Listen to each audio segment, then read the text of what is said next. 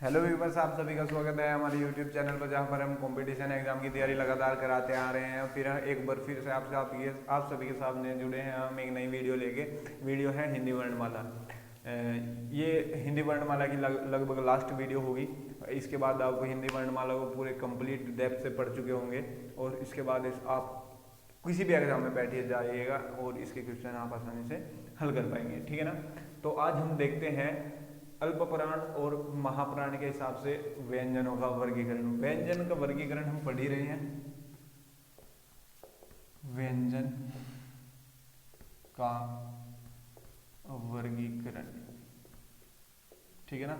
इसमें last part होगा व्यंजनों के वर्गीकरण में अल्पप्राण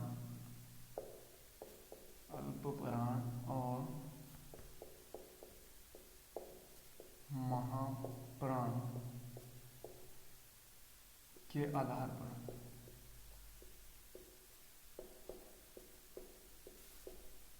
अल्पप्राण और महाप्राण। अल्पप्राण और महाप्राण के बारे में आपको पता भी होगा। अल्पप्राण वे होते हैं जिनमें कम श्वास, यानी कि अल्पप्राण का मतलब हो गया जिसमें कम श्वास की जरूरत हो और तंत्रिका तंत्र झंकृत न हो, यानी कि कम श्वास की जरूरत होगी उसमें और तंत्रिका तंत्र भी झंकृत नहीं होगा। ऐसे जो व्यंजन होंगे अपने पास वो क्या कहेंगे, अल्पप्राण। और जिसमें ज़्यादा श्वास की जरूरत होगी और तंत्रिका तंत्र झंकृत होगा, उसमें अधिक प्राण की जरूरत होगी, वो होगा महाप्राण। नाम से भी डिफाइन है। अल्पप्राण क्या होते हैं, जिसमें कम श्वास और तंत्रिका तंत्र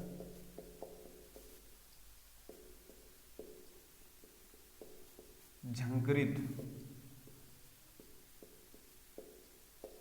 न हो कह लो या नहीं होता, ठीक है ना। जिसमें तंत्रिका तंत्र झंकृत नहीं होता, ठीक है ना। और महाप्राण की बात करते हैं। महाप्राण क्या होगा, जिसमें अधिक श्वास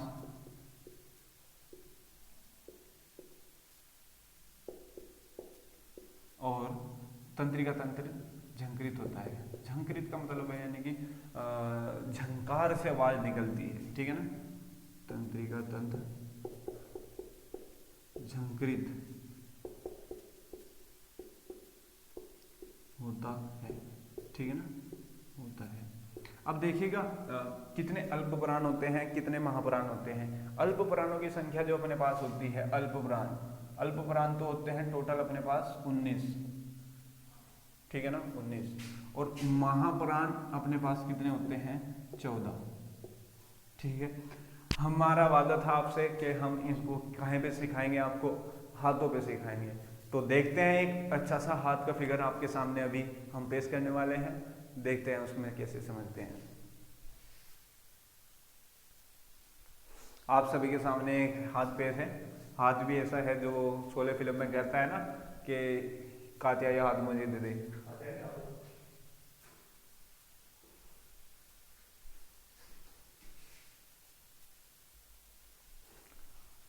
चलो ये तो हंसी मजाक था, मुझे पक्का नहीं पता था ये कातिया फिल्म से है या शोले फिल्म से है या सन्नी देओल की फिल्म से है, मुझे नहीं पता था। जो भी है इतना हंसाने के लिए वैसे ही बोल दिया मैंने। चलो यहाँ पे देखिएगा, सीरियस हो गए। सीरियस में क्या है, सबसे पहले हम अल्पप्राण लिख लेते हैं अपने हाथ पे। यहाँ पे अल्प, वहाँ पे अघोष था सबसे शुरू में, यहाँ पे अल्प, यानी कि ऐसे शुरू करना है, ठीक है ना। वहाँ पे भी और यहाँ पे भी ध्यान यही रखना। अल्प हुआ, फिर उसके बाद यहाँ पे महाप्राण, ये अल्पप्राण है, ठीक है ना। बस मैं इतने लिखूंगा, अल्प और महा, ठीक है ना। फिर अल्प आएगा, यहाँ पे महा आएगा, यहाँ पे अल्प आएगा। एक टर्म याद रखनी है आपको सबसे पहले, वहां पे अघोष यानी कि ऐसे शुरू था और यहाँ पे अल्प यानी यहाँ पे ऐसे शुरू है। यहाँ पे टर्म वाइज अल्टरनेट टर्म पे है, जैसे पहले अल्प है, फिर महा है, फिर अल्प है, फिर महा है, फिर अल्प है। वहां पे क्या था, अघोष और सघोष, यहाँ पे अल्टरनेट टर्म पे है, ठीक है ना। और यहाँ पे फर्स्ट उंगली है, ये दूसरी है, ये तीसरी है, और ये चौथी है, और ये पांचवी है। ये 1 2 3 4 5 कहाँ के हिसाब से लिखा है, ये हमने लिखा है वर्गों के वर्गीकरण के हिसाब से, ठीक है ना। उसको हमने 1 2 3 4 5 के हिसाब से बांट दिया है। इसमें देखिएगा आएगा क्या क्या, इसमें कै, खे, गे, गे, गे, च, छ, जो, झो, य, टे, ठ, ड, ढ,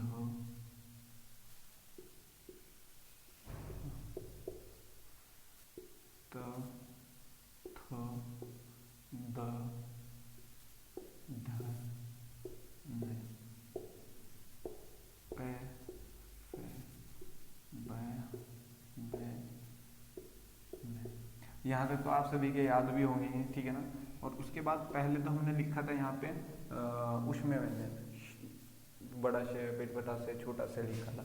इस बार यहाँ पे क्या आएगा, यहाँ पे वो आ जाएंगे य, र, अंत्यस्थ व्यंजन आ जाएंगे, य, र, ल और व, यहाँ पे ये आ जाएंगे। और इस साइड क्या आ जाएंगे इस बार, यहाँ पे चला जाएगा पेट बटा से, छोटा से और है, यहाँ पे आ जाएंगे ये। आई होप यहाँ तक आप सभी को नजर आ रहा होगा। अब देखिएगा किस टाइप से इसमें अल्पप्राण है, कौन कौन से अल्पप्राण है, कौन से महाप्राण है। ये अपने पास अल्पप्राण में कै, च, ट, त, प ये भी है, ग, च, द, ढ, द, ब और उसके बाद अण, अय, अण, न, म ये भी सारे अल्पप्राण में होते हैं। और उसके बाद ये भी अल्पप्राण में है, यानी कि 5, 10, 15 और 4, 19 यहाँ से मिला के ये हुए अल्पप्राण। अल्पप्राण कितने हुए, 19। और बाकी के जो बचे हैं इन्हें देख लो, 5 ये हुए, 5 ये 10 हुए और 4 14 हुए अपने महाप्राण। महाप्राण 14, ठीक है ना।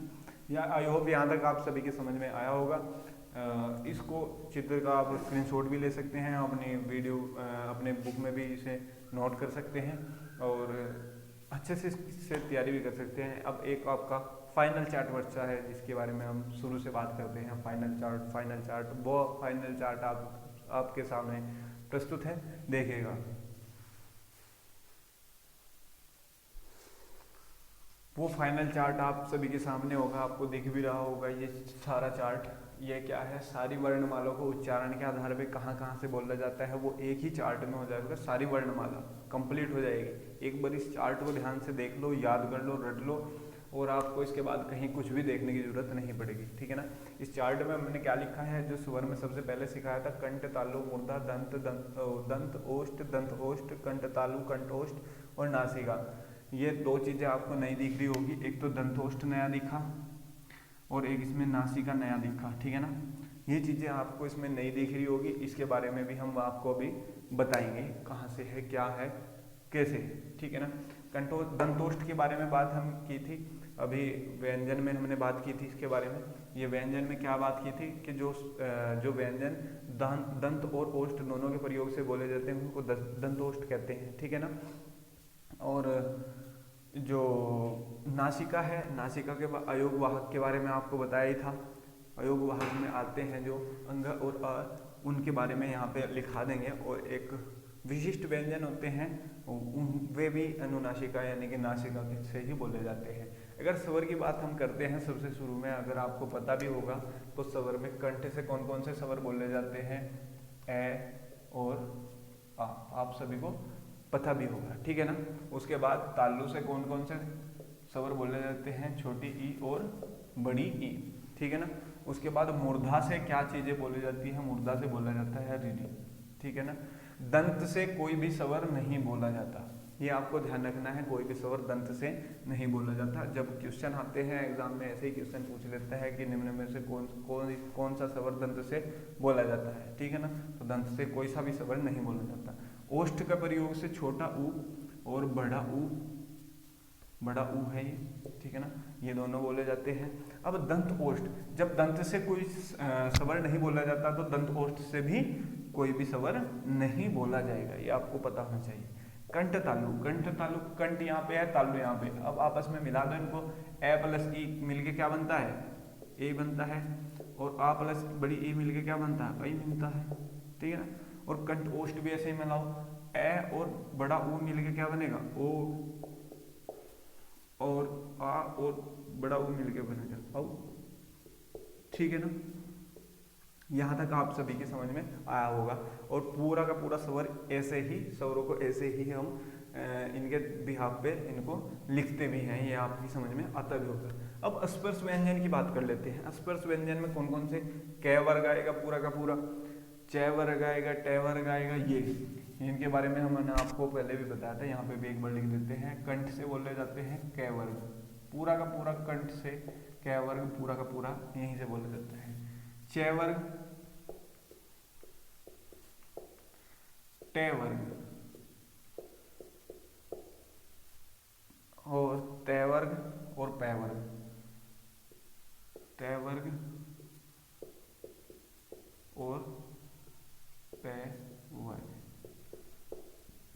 मतलब कंठ से बोला जाता है क वाला पूरा वर्ग, और तालु से बोला जाता है च वाला पूरा वर्ग, और ट वाला वर्ग मूर्धा से बोला जाता है, दंत से बोला जाता है त वाला वर्ग, और प वाला वर्ग बोला जाता है ओष्ठ से।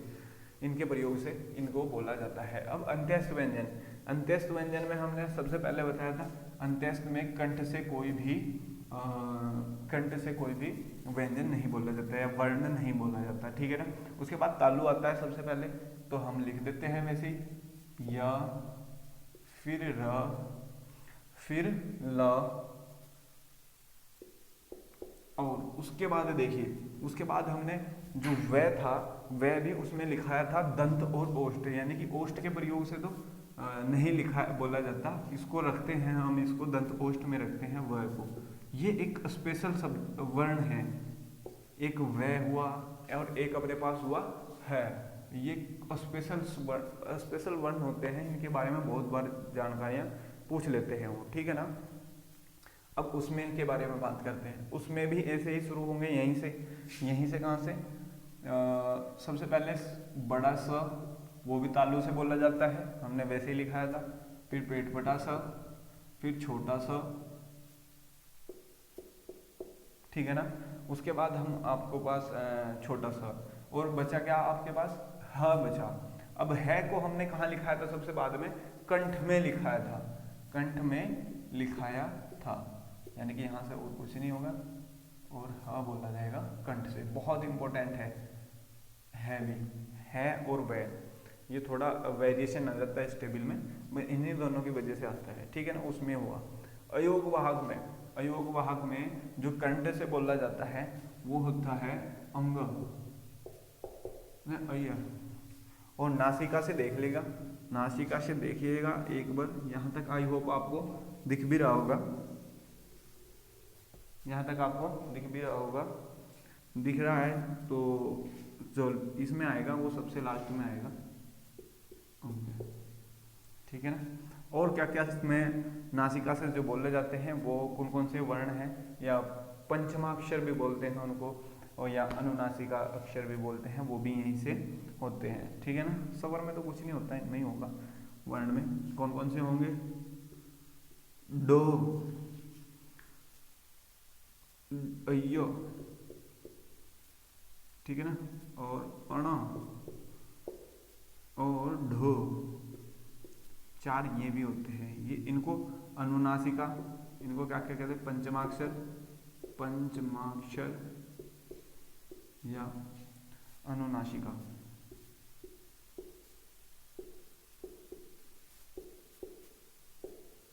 ये यहाँ से बोले जाते हैं। आई होप ये टेबल आपके बहुत अच्छे तरीके से समझ में आई होगी। इसको एक बार बहुत अच्छी तरीके से आप समझना, देखना, एक बार, दो बार देखना, तीन बार देखना, इसको याद कर लेना। इसमें से आपको कम से कम भी 2 या 3 क्वेश्चन वर्णमाला, हिंदी वर्णमाला में कोई से भी कंपटीशन एग्जाम में 2 या 3 से क्वेश्चन आपको आसानी से मिल ही जाएंगे, ठीक है ना। और हमारी इस वीडियो को बहुत सारा प्यार देने के लिए आपका दिल से शुक्रिया। हमारे YouTube चैनल की जो वीडियो हैं उनको आप कम से कम अपने मित्रगण जो सहपाठी हैं आपके साथ कंपटीशन एग्जाम की तैयारी कर रहे हैं, कम से कम 10 बच्चों को तो या बंदों को फॉरवर्ड जरूर कीजिएगा। और उनसे बोलिएगा कि भाई अच्छा कंटेंट है, आप भी देखिएगा, अगर पसंद आएगा तो लाइक शेयर सब्सक्राइब जरूर कीजिएगा। और बार बार हमारे चैनल पर आके लाइक करने के लिए, कमेंट करने के लिए आपका दिल से शुक्रिया। Thank you guys.